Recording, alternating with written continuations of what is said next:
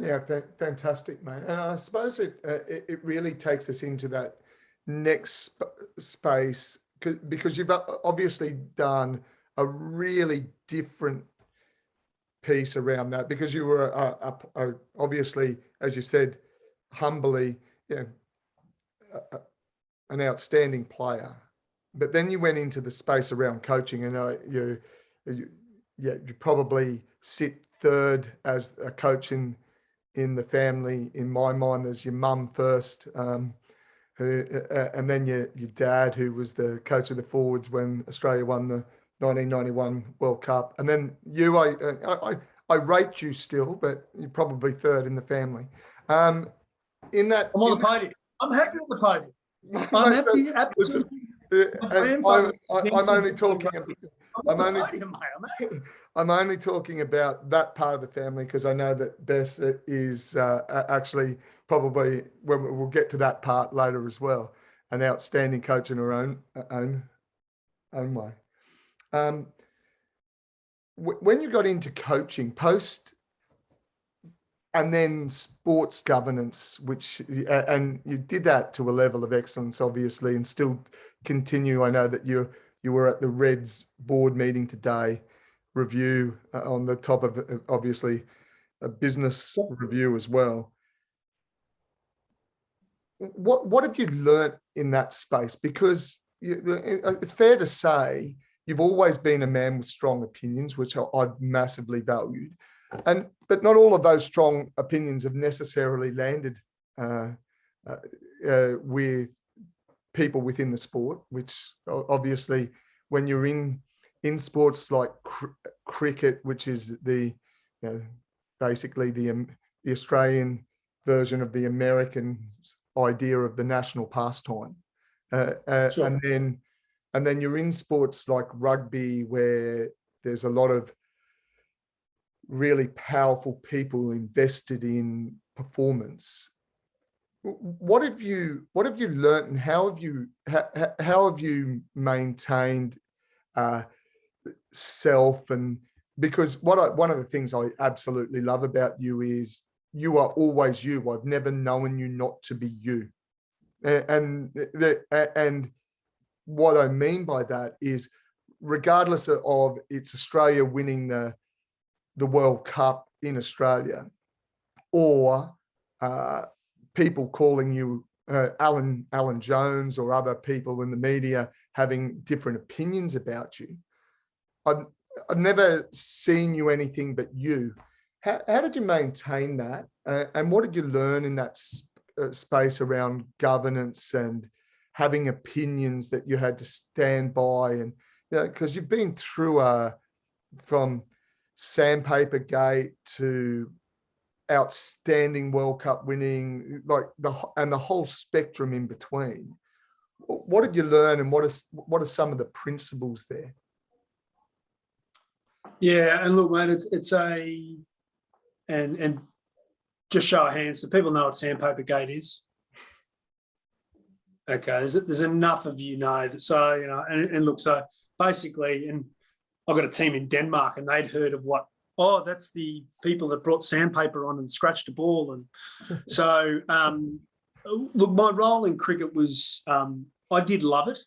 I really enjoyed it. It was a battle because you had to change everybody's view that they hadn't performed.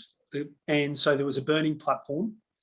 But as soon as often there were a whole heap of action items, and it was all about, well, there were too many injuries. It's 25%. How are you going to fix that? And you just applied some really basic models on how you prevent injuries. It was really well known. You manage workloads, all this sort of stuff. Every other sport did it. But cricket wanted to hold on to the history at the time. And so you had to take on some sacred cows. And there are two ways to do the sacred cow stuff. There is bring people on, lots of consultation, compromise the outcome for a compromised solution, or smash through. And I took the second one. I just, it wasn't conscious. it was common sense to me where I went, I'm going to do the high performance job. I'm not going to do the marketing job. So I went in, and very early on, my CEO, who I think the world of at the time, he's now CEO of Golf Australia and our biggest customer, and we're very close and all that sort of thing. But, you know, I could have managed the message better, but it goes back to your earlier point. Would I have compromised myself?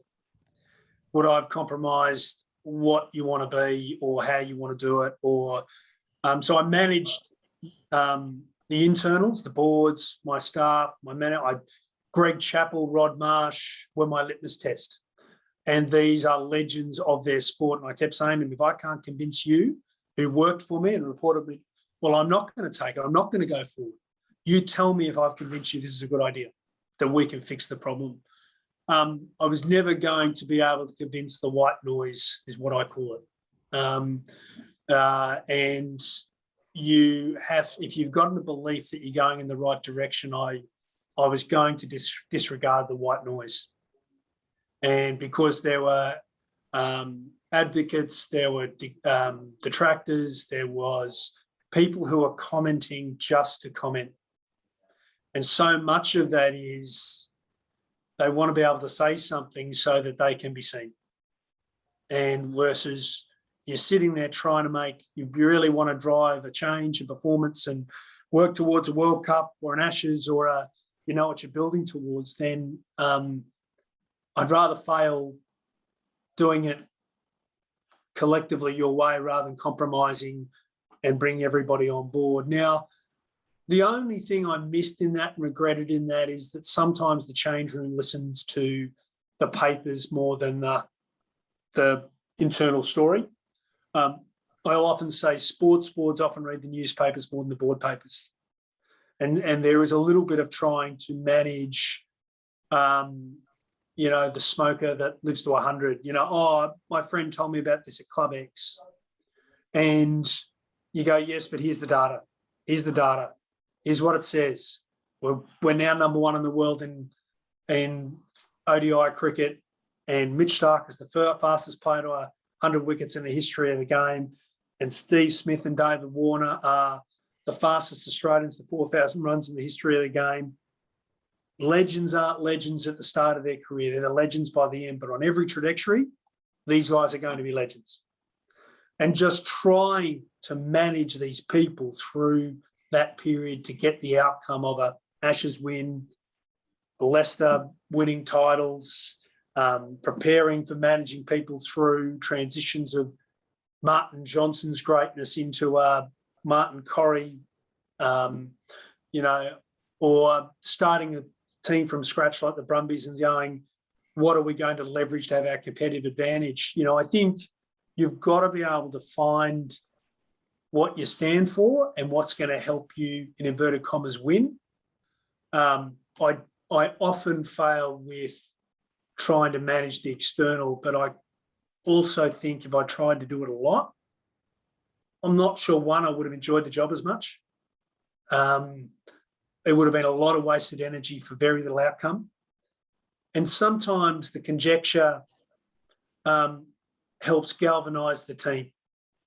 You know, and you can sit there and go, everyone's criticising it. Let's batten down the hatches and take on the fight. And I did see that as well.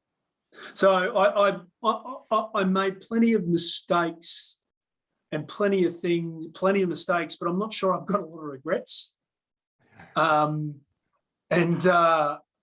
know, I'm not suggesting that the means justify the end, but I like going up against a couple of mates of mine tell me it's a little bit how I played.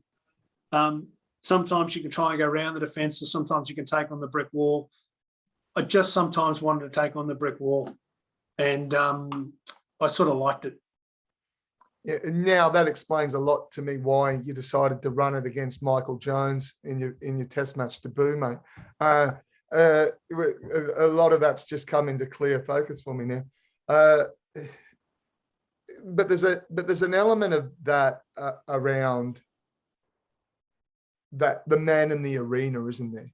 You know, rather than being with the cold and timid souls that know neither victory nor defeat. Yeah, and that whole idea of dare greatly, and at the end of the day, you're the I believe it's still the case. At least you were the first man to be European Rugby Player of the Year and European Rugby Coach of the Year. And I also believe you also, under your tenure of high performance, Australia won the World Cup at home in Australia of cricket as well. So there's some things that suggest, because it's easy just to throw out the word high performance, but then there's and a lot of the people on this call really love the High Performance podcast, and really were enamored by that space around what Rick Lewis said. It's amazing what's possible when you get into the doing, and getting people out into the doing has always been your case. And it probably opens up that space a bit more around as well, an idea and some insight that I'm interested in, because we're going to have a look at two more spaces, and then I think we're going to open up questions.